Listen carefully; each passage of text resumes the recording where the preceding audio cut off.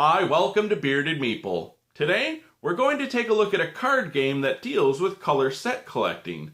The thing is, this is a mechanic we've certainly seen before, but in today's game, it puts a particular spin on it, quite literally in fact, and it also deals with area control. It's for 2 to 4 players, ages 10 plus, and it'll play in about 40 minutes. It's brought to us by Foxtrot and Renegade Games. It's World's Fair 1893. Let's take a look at it. In the game, we have the scoring tokens, and each player will receive 22 supporters. During the game, you will be collecting the main exhibit cards, and hopefully later converting them to the exhibit approval tokens. We have the influential figure cards as well as the midway ticket cards. Depending on the number of players will determine what side of the board you use. A round consists of the carriage making one revolution on the Ferris wheel, and then you move to scoring. After 3 rounds, the player with the most points will win. As you place your supporters around the board, you will be collecting cards from that section. Each section will show you how many cards it may hold.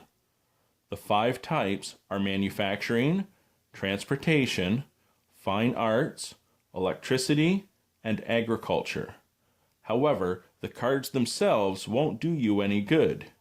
During the scoring phase, whoever holds a majority in that section, and sometimes even second place, will be able to convert that type of card into the exhibit approval tokens. As you collect sets of them, they will be worth varying points. During gameplay, for each midway ticket you collect, it will progress the carriage 1 space around the Ferris wheel. During scoring, whoever has collected the most tickets will receive 2 points, and each person will receive 1 point per ticket. As you collect the influential figures, on your next turn you will be able to use them. They will let you place additional supporters on the board, depending upon their actions. Also, depending on the number of players, the scoring phases will alter, and we also have starting bonuses for each player. We deal 2 cards to each section. Each player has received their starting bonus, and we're ready to begin.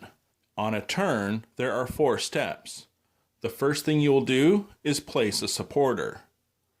Then, play influential figures from a previous turn, collect cards, and then add 3 new cards. You survey the board for cards you'd like to collect. However, remember, you need to control that area to convert that type of card to the token during the scoring phase. So the first thing you do is place your supporter. You then play any influential figures from a previous round that will let you add additional supporters or even manipulate the board. You then collect the cards. Any midway tickets you have will advance the carriage 1 spot, but just set them aside because you'll need to keep them for scoring later on. You then refresh the board. Beginning of where you place your supporter, you add 1 card, and then add additional cards to the next section. Remember, each section will tell you how many cards it can hold, so if it was full, you would simply move to the next section. Once the carriage makes its way around the Ferris wheel, a round ends and it moves to scoring. Whoever has the most midway tickets gets 2 points, and every player gets 1 point for each ticket they have. Depending on the number of players, it will determine points awarded for each section and how many cards may be converted into tokens. After that, each player will return supporters from that section. Blue would take back 1, purple would take back 1 as well. So you go half, rounded down. At the end of the game, you will score points based on the sets of tokens you've collected as well. Whoever has the most points will win.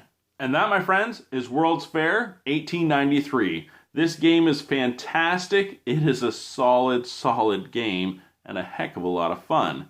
As you get to know it, it will play rather fast, and you can easily get through a game in about 25 minutes or so. A couple of things I enjoyed. On one level, the fact that it is a simple set collecting game, but there are a few other things to consider. I like the fact that you have to have the area control, so as you're collecting them, you do want to be able to turn your cards into the tokens. But at the same time, you can see what your opponents are collecting, and maybe you want to take a set of cards so that Ferris wheel can get all the way around quicker, go to a scoring phase before your opponents can get some points. I loved it. I do hope you get a chance to check it out. I'll talk to you again soon.